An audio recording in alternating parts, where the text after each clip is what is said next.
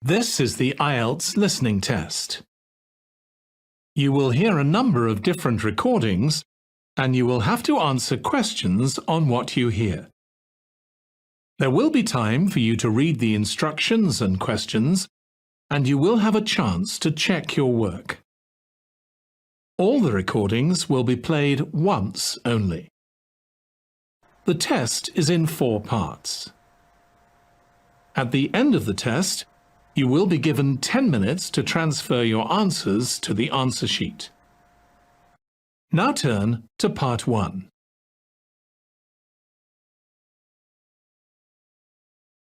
Part 1.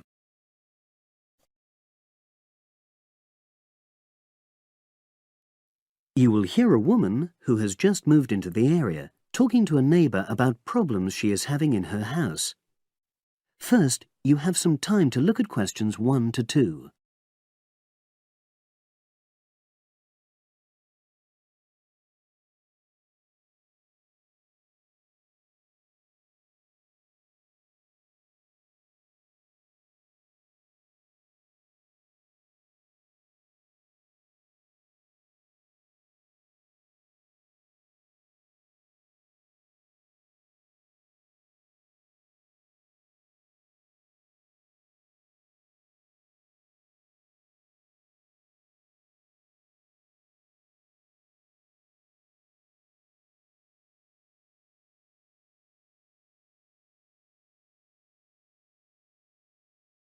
Now we shall begin. You should answer the questions as you listen, because you will not hear the recording a second time. Listen carefully and answer questions 1 to 2. Oh, hi Ruth. How are you? I'm sorry to bother you, Alistair, but I've been having some problems. Oh, come on in. What's happened? Basically, I had a leak from one of the pipes in the bathroom, and water started coming through downstairs, and the kitchen ceiling's badly stained. I've got the leak fixed temporarily, but I wasn't happy with the plumber, and I wanted to ask your advice. Of course. Well, the first thing I'd say is make sure you choose a local company. That way, if things go wrong, you're close by and it just makes things easier. Let me write this down. Right. Yes. The plumber who fixed things yesterday was from quite far away, but I chose him because his advert said he did emergency repairs. Well, fair enough. You needed something in a hurry. But another piece of advice I'd give is try to avoid calling anybody on weekends. That'll really bump up the prices. Leave it till Monday if you can. Well, yes, I think I can do that, because the temporary fix should hold. And obviously I'll need the ceiling plastered and eventually redecorated. Yeah, sure. So who would you recommend? Is there a directory? Well, there's quite a good website covering this sort of work. It's www.plasdeco.com. Is that with a K? A C. PLASDECO.com. Got it. Well, I'll try and have a look at that. Yes, it gives price and quality comparisons. Oh, that'll be useful. But I find personal recommendations really helpful as well. You know, you can find out whether you can rely on the company. Well, I know a couple of reasonable plumbers and also some plasterers. Great. Before you hear the rest of the conversation, you have some time to look at questions 3 to 10.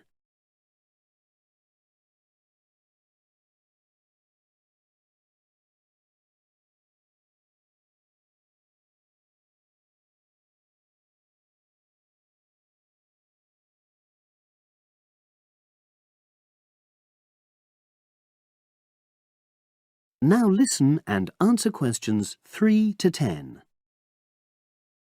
There's a company called Peaks Plumbing. Now, they're a father and son team. They're really friendly and they tell you information you need in a clear way, you know, so they really understand what the problem is. Right, well, that's good to know. Are they reliable? Well, that's a downside. Every single time I've used them, they arrive late. And friends have said the same thing. But is the work good quality? Absolutely. Another one is John Damerel Plumbing Services. He's very good.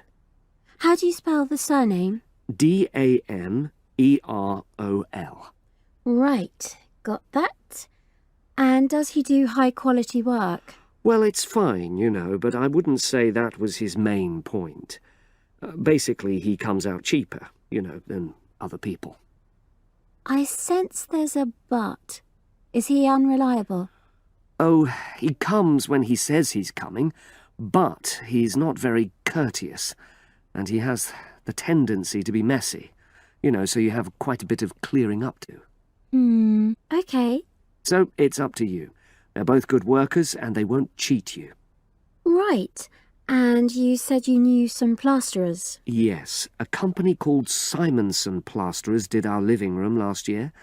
We chose them because we wanted some fancy work on the ceiling, around the lights. So they can do a variety of designs? You've got it. But it comes at a premium because they are more expensive, you know. Than the others? Yes. Or you could go for a one-man firm called HL Plastering. Harry Lester. He's fine, very reliable, if all you want is a simple job. Do either of them do painting for you if you want? After the plastering's dried out, of course. That's what I was going to say. But I should explain that Harry's quite old now, and so he avoids doing jobs which involve tall ladders, you know.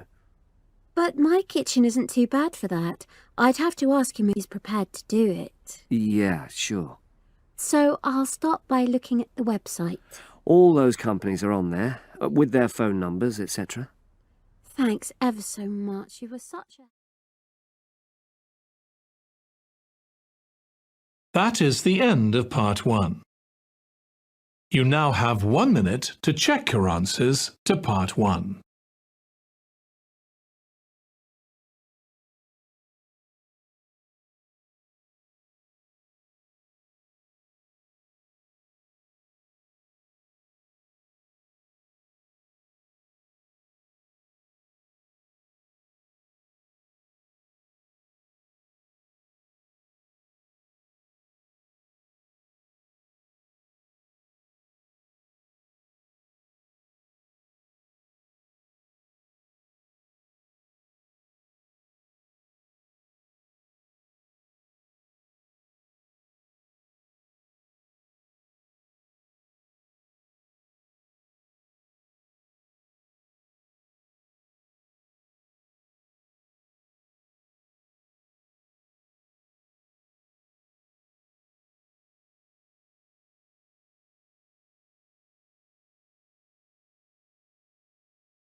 Part 2. You will hear a reporter talking on the radio about an artist's exhibition. Look at questions 11 to 18.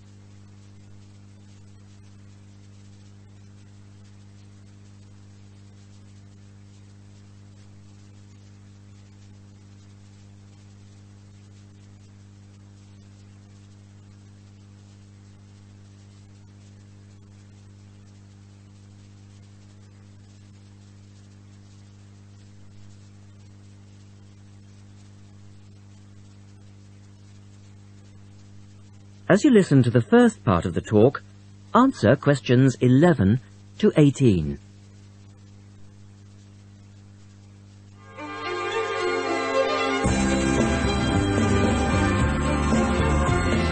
And now for some information on local events and activities. A couple of announcements for art lovers. First, a new collection of artwork is going on show to the public next month in the form of an artist's exhibition. The exhibition will include many different types of art, over 100 different pieces by 58 artists from the local area. It's being held at the Royal Museum, which, for those of you who are unfamiliar with the area, is located opposite the library in West Street, right on the corner. The actual address is number 1 Queen's Park Road. It isn't difficult to find. The exhibition will run for 9 weeks and will begin on the 6th of October and continue until the 10th of December. So there's plenty of time for you to go along and have a look, and I'm sure that will be worth doing. What will you see there? Well, amongst the items on display will be some exciting pieces of modern jewellery, furniture, ceramics, metalwork and samples. Local artist Kate Main will be there to discuss her collection of pots and bowls that she has made to resemble garden vegetables. They're the sort of thing that would brighten up any dining table and range from things like yellow cabbage-shaped bowls to round tomato-shaped teapots. Prize winner Cynthia Corse will also be there to talk about her silver jewellery, all of which she produced using ideas from the rural setting of her country home. Some of her rings are quite extraordinary and have beautiful coloured stones in them. Or, if you prefer sculpture, there's plenty of that too. Take, for example, Susan Cupp's sculpture of 25 pairs of white paper shoes. It sounds easy, but believe me, it looks incredible. All of these items, along with many others, will be on sale throughout the exhibition period. There will be a series of demonstrations called Face to Face, which will take place every Sunday afternoon during the exhibition, and these will provide an opportunity for you to meet the artists. Now look at questions 19 and 20.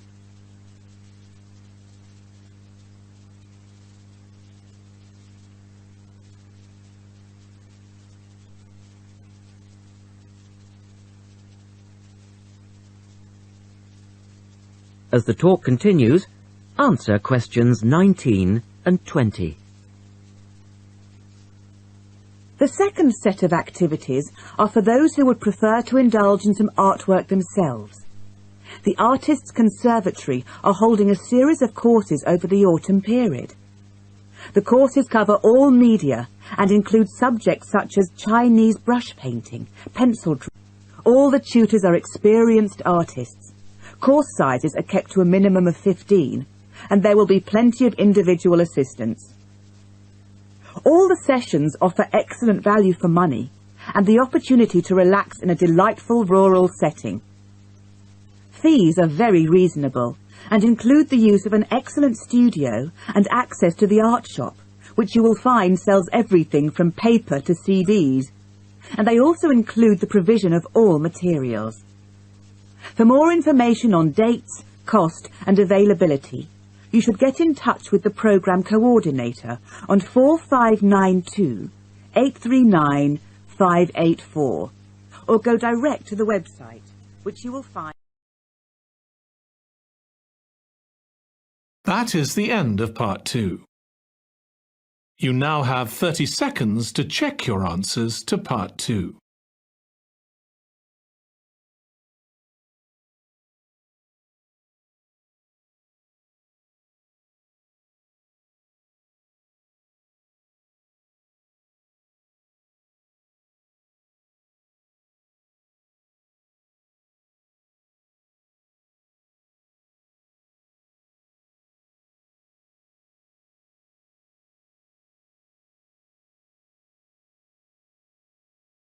Part 3.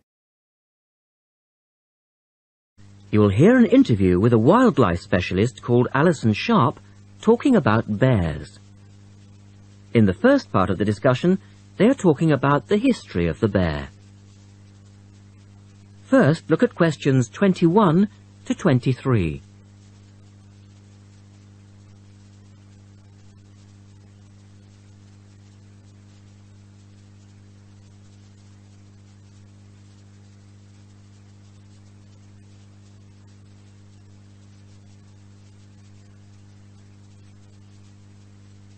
Now listen to the first part of the interview and answer questions 21 to 23.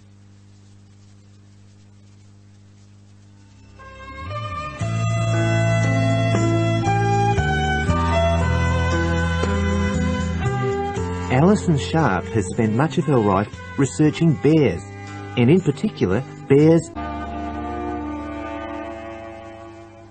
She is the author of a recent book on bears, and we welcome her to the studio today. Thank you. Delighted to be here. First of all, can you give us a quick overview of the history of the bear family? Well, the bears we know today actually have as their ancestors bears which have been evolving for some 40 million years. We have fossils of the earliest true bear, and it's important to emphasize this because some creatures are called bears but are not. Such as koalas, for instance. Yes, exactly. Fossils of the true bear show a small dog-sized animal with characteristics that show a blending of dog and bear traits. So the general belief is that dogs and bears were of the same family? Yes, that's the theory. And then we see the arrival of the early cave bear. We know from cave drawings that Neanderthal and at the same time fear it. Understandable, perhaps. Yes, but they need not have worried because the cave bear only ate plants. In fact, the cave bear survived 2 ice ages, but then became extinct. In the second part of the interview, Alison talks more about the situation of bears today. Look at questions 24 to 30 first.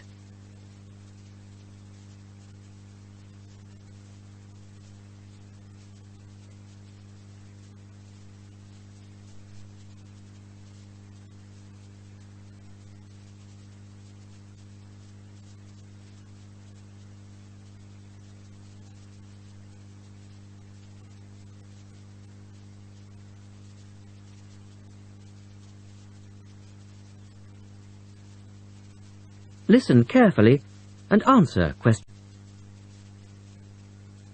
So, how many bears can we find today? And are any of them in danger of extinction? Well, I'll answer your first question first. There are 8 species of bear in all, among them the American black bear and the brown bear, from which evolved the newest species of bear, the polar bear. So, how old is the polar bear? Oh, he's a relative newcomer, just 20,000 years old. And could you tell us a little about them? Which is the largest bear, for instance?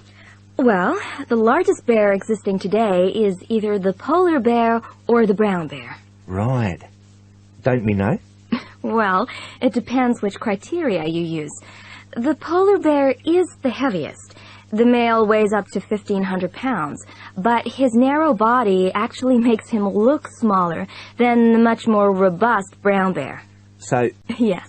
And the smallest? Well, the sun bear is the smallest of the 8 species.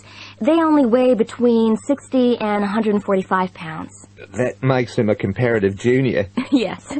And then next we have the so-called giant panda. But that's a small bear too, comparatively speaking. And are all bears meat eaters? No, not at all. In fact, the giant panda is almost entirely herbivorous, living on a diet of 30 types of bamboo. Ah, yes, of course. Pandas are famous for that. And another interesting bear is the sloth bear, which eats insects, particularly termites. He can turn his mouth into a tube and suck the insects out of their nests. So, going back to my second question, are bears really in danger of extinction? Yes, indeed, they are. The sun bear in particular, as they've been hunted, all habitat of the panda is also being reduced on a daily basis. Can anything be done to reduce the threat to these endangered species? I know, for instance, that it's very hard to breed bears in captivity. Yes. Well, I think that by raising people's awareness generally, we can reduce conflict between humans and animals, to stop the slaughter in parts of the world where bears are still hunted, supposedly in self-defense or to protect livestock, but often quite unnecessarily. And we can also encourage governments to preserve the natural environment of the bear, rather than allow the areas where they live to be systematically destroyed in the name of progress. Yes, of course. And in addition to these global efforts, all profits from the sale of my book will go toward the United Nations Bear Protection Program. That's wonderful. And with the news coming up, thank you for your time, Alison, and best of luck with the book. Thank you very much. That is the end of part 3. You now have 30 seconds to check your answers to part 3.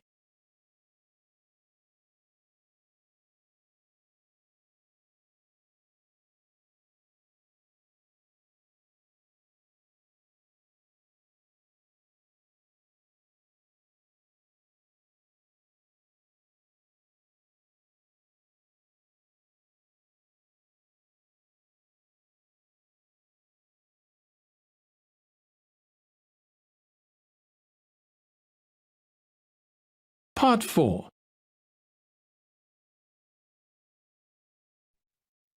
You will hear a wildlife expert giving a talk to a group of bird lovers in the UK about a species called the tawny owl. Before you listen, you have some time to look at questions 31 to 40.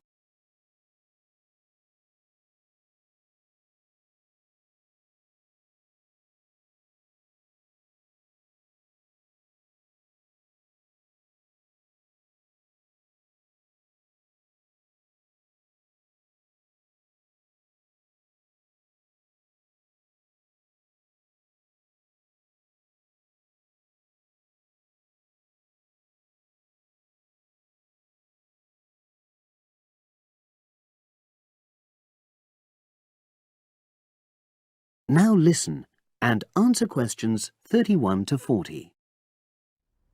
Good evening, everyone. You're all likely to be familiar with pictures of the tawny owl. Because of all the owl species in the UK, it's actually the most common one. But the chances are that you're more likely to have heard one than actually seen one, as it's also strongly nocturnal. This means that it normally ventures out at night. So, what kind of habitat does the tawny owl prefer? Well, a survey carried out in the 1980s confirmed that this owl is most likely to be found in woodland. If you look at a map of tawny owl distribution across Britain, you'll only see gaps in the treeless marshy areas of eastern England and in some of the more upland parts of northwest Scotland. However, you can sometimes find populations of tawny owls in urban areas too, either in parks or in large gardens. The tawny owl shows some obvious adaptations to its natural habitat. For example, both its wings and its tail are short, which helps it to maneuver through the trees. Also, the bird's plumage is a mixture of brown and grey, and this provides suitable camouflage for when the owl perches up against a tree trunk. Then there are its large eyes. The tawny owl's visual capacities are considerably better than those of humans, and although it can't see in complete darkness, it's sufficiently well equipped to be able to navigate its way around woodland on all but the most overcast nights. Another factor that contributes to the tawny owl's success as a hunter is its excellent memory of the layout of different areas. If you combine this ability with the owl's strongly territorial and sedentary nature, most populations of tawny owl are sit-and-wait predators, you realize that it has a good opportunity to predict where prey might be found. Finally, as well as having large eyes, the owl's sense of hearing is excellent, and this helps it to locate potential prey as it sits on its perch.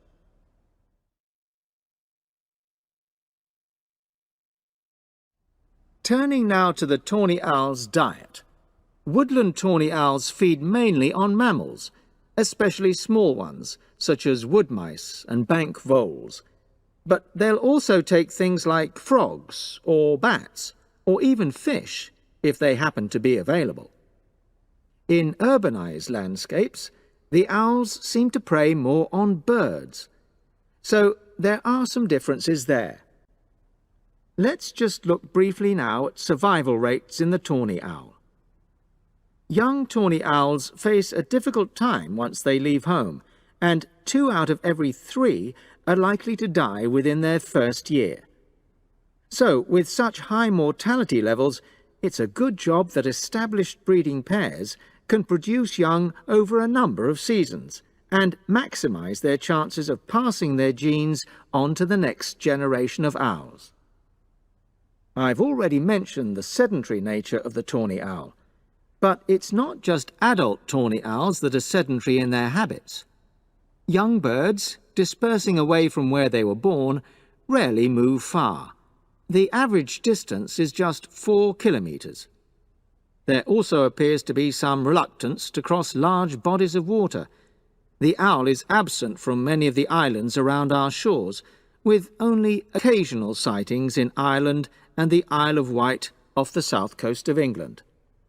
Right, well, now I'll show you some photographs that have been taken in one or two of the...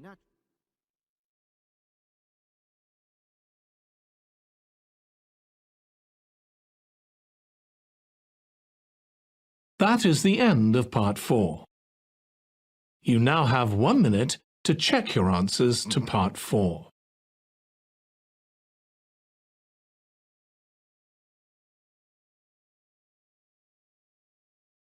That is the end of the listening test. In the Ielts test, you would now have 10 minutes to transfer your answers to the answer sheet.